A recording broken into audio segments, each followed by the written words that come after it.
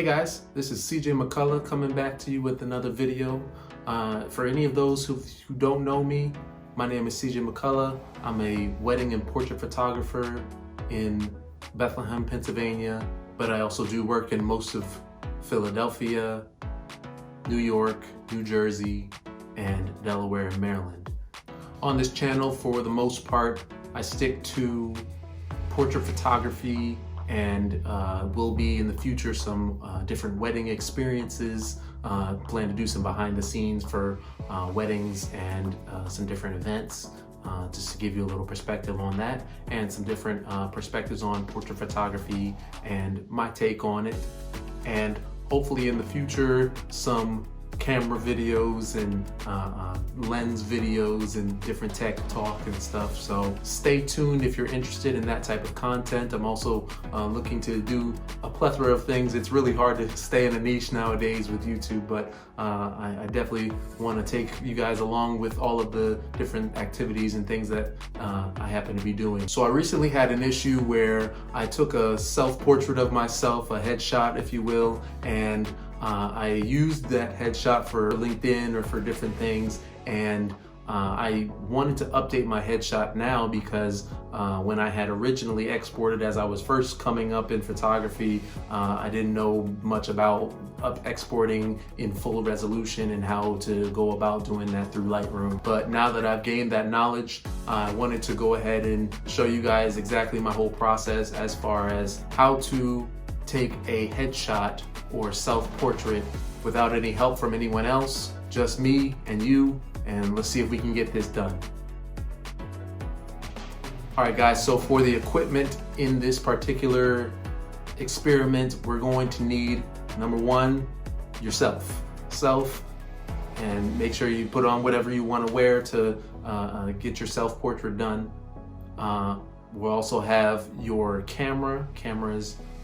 You can use either your cell phone, I have an iPhone, but today I'll be using the Sony a7 III. You can use any camera, doesn't matter if it's full frame or crop sensor, micro four thirds, whatever you got, it'll work perfectly for this. You just need a camera and some form of light source. So as far as lighting goes, right now I have the ring light on, which is around my phone, which is recording this video. For right now I'm using the iPhone Pro Max, iPhone 11 Pro Max, and that's what's lighting this video for the moment. But my main light, which you'll see in just a second, is a Godox 36-inch Octabox. And you don't have to use this specific setup, but it is a great setup to have, and you can use any, people do multiple different lights. Peter Hurley does a kind of a triangle type of light with 3 different lights. Some people use a softbox or an Octabox or strip boxes, different things to have different key lights, and some people use a softbox or an Octabox or strip boxes, different things to have different key lights and main lights and hair lights, all kinds of different things. You can do whatever makes your heart content. After you got the camera and the light, you're gonna wanna focus on your background, because that's the next important thing. You wanna make sure that your background's not too busy, or that your background explains what you're trying to portray in the photo. You know, if you wanna take a business photo and maybe you're gonna be posted up in front of a building, or maybe a construction site, or if you're an architect, maybe in front of a building that you're selling, or maybe in front of your industry's banner or something like that. You just want to make sure that you can set the mood for the best photo possible, so that whoever's going to be looking at that photo is very impressed with what you've got to work with. And the last thing you're going to need is a tripod, just to keep your camera steady as you take your self-portrait. If you don't have a tripod, you can definitely go out and grab a $5–10 tripod. It really doesn't need to be anything fancy. But even if you don't want to run out and grab a tripod, you can sit in front of a desk or something, put a couple books up, and just put your camera up at your face height or eye line so that you can get the best shot possible. Just try to do the best you can and work with what you got. You don't have to go out and buy expensive things. All right, so what I've got here for my setup, I've got the Emert backdrop stands that I have in a different video. I'll link to that above in the card. I also have my white backdrop. I just wanted to have this on a nice clean white backdrop. I may end up changing the color of the backdrop in Photoshop later, but I think white or gray or even black are great colors to use to sculpt yourself from the background to keep it looking very professional. A lot of people end up just using a white, gray, or black backdrop, but feel free to be unique and use a blue backdrop or something like that. I feel like I may end up changing this to be blue or brown or something like that just to create a different mood. I'm using the pure white Savage backdrop paper that you've also seen in another video. I'll link to that in the clip above as well. If you want to learn more about that paper, it's really great style paper for these types of shoots, or even for multiple people. There's a lot of space here if you want to put a couple of different people in here. But this will work perfectly just for me or for any of you that are just looking to get a quick self-portrait done. I'm using the Godox 36-inch Octabox for my self-portrait. You don't have to use the softbox. You could just use daylight. You can have a window right next to me as well. I'm currently shutting off that light so that I can use this as my main light, but you can use just daytime light, the sunrise or anything like that, or even just lights that you have in the house. If you want to use your phone as a light, you know, you can diffuse your phone's light and make it a nice soft light as well. Whatever works best for you is what'll get this job done the easiest. So what I'm thinking about doing, and what's pretty common for creators, is for people to take a time lapse of, you know, a sunset, or it's a time lapse is a set of images that are put together in a video that over time things change. You know, the sun is rising and then it's setting, or the clouds are moving, or things are happening, or an event is happening and, you know, it's speed warped or moved into a different pace where it looks like a whole bunch of things are happening all at once. That's not exactly what I'm looking to do in this video, but I'm going to use the interval shooting mode in the Sony a7 III to be the camera guy behind the scenes. So I'm going to set the focus first. I'm going to set my lighting and get everything set up. And then I'm going to use the interval shooting mode to take the different photos, so that I'll only have to press the shutter button one time and then it'll shoot off a bunch of different photos for me. So let's jump in to see how we're going to do that. All right, guys, so now I'm going to take you guys with me for the technique portion of this video, just so that you guys can see how we're going to make this work for us. All right, so let's take a look right here. That's the light that we have on right now.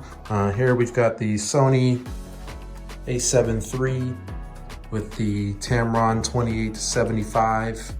You could use a 70-200 as a common lens for portrait photography or for headshots. Even the 85mm lens as well. I'm just using the 75. This is the current longest lens that I have at the moment, but when Tamron comes out with their 70-180, I'll probably be picking that up as soon as I can as well. So what we're going to be doing is, I've got the Sony a7 III with the 28-75, and I've got one of these Godox X2T Sony triggers, and that'll be used to trigger. And I've got just a regular speed light here. This is a Godox TT685S for Sony, and we're just going to use that with our Godox 36-inch, or I think it's 38-inch Octabox. Take a look at that right there. You've seen that in previous videos as well. So got all that right here, and this will just be firing. I'm sitting on this little chair right here, little stool, and those are the light stands and everything right there, so you can see the whole setup.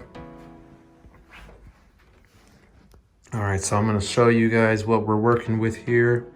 We turn her on.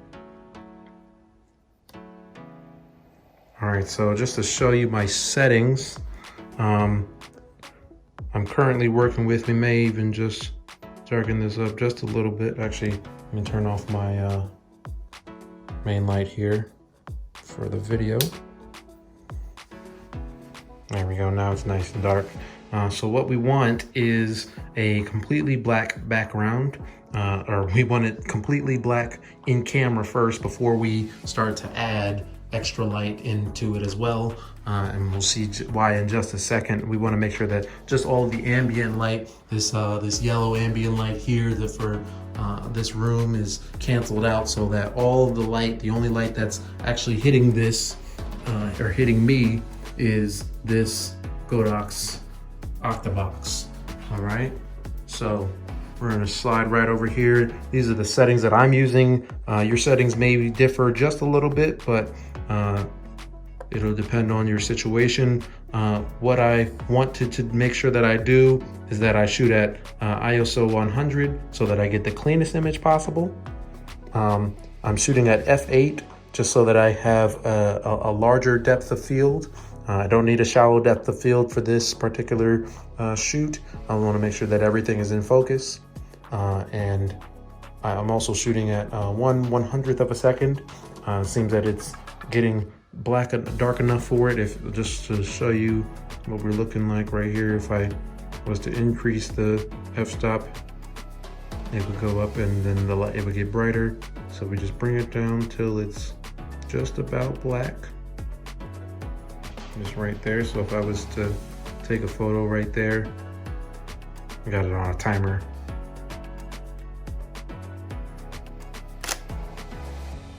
And take that photo right there. And then that right there is the photo itself. So it's just a nice black background right there. So then when I add in those extra lights, then it will properly expose my face. So stay tuned. So guys, here's what we're gonna do real quick, as we've already explained the settings and everything. We're gonna go in here under our menu settings. So with the Sony cameras, it is under the first camera with page number 4 under interval, shoot, and function. You're gonna go into that setting, and from there, you'll see that you can turn interval shooting on if you don't already have it on. The shooting start time, that'll give you the time to leave the camera and then walk out and then go sit down and do where you want to take the shot. So I'm going to leave that at about 10 seconds. And then I'm going to give myself about 5 seconds between shots. This will give me the opportunity to take a bunch of different shots, and it'll allow me to just continue to change my position and give me just a couple of seconds. This one here is just the number of shots, so I chose 30. You can choose 20 or 10 or whatever you like. And then the auto exposure tracking sensitivity, you can change that from mid to high to low. I just keep it at mid. If you go to page 2, if you want to shoot a time lapse, then that's when you will turn this on, the silent shooting interval, and then that'll allow your camera not to have any extra shake or anything. Just keeps it an extra bit of stable while you're on this setup. So that's what we're gonna go ahead and do. We've already pre-focused the camera, so all I'm gonna do now is sit down and take a couple of photos. Let's see what we get.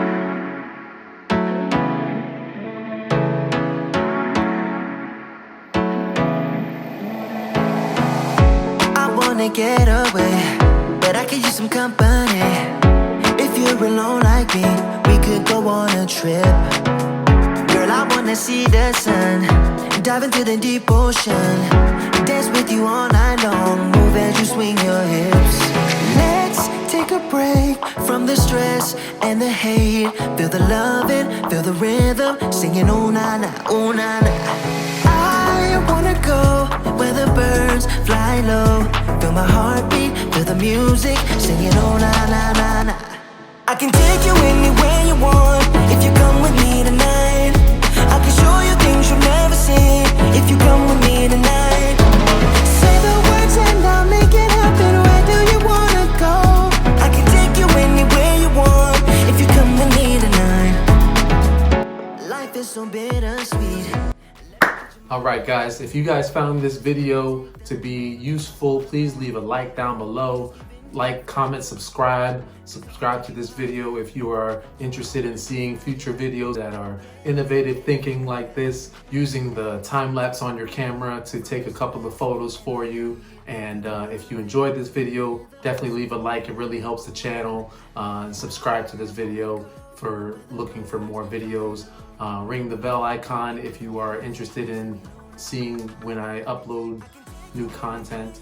If you're curious about any of the tools that I use for this video, I'll have links down in the description below. If you do use this technique, I hope that you would tag me at _CMJ_photography on Instagram or on Facebook, and just leave a comment and let me know what you did and how you thought it was useful. You guys know what to do. Like, comment, subscribe, and I'll see you guys in the next one. Peace. I know what you need. Singing oh na na, oh na na.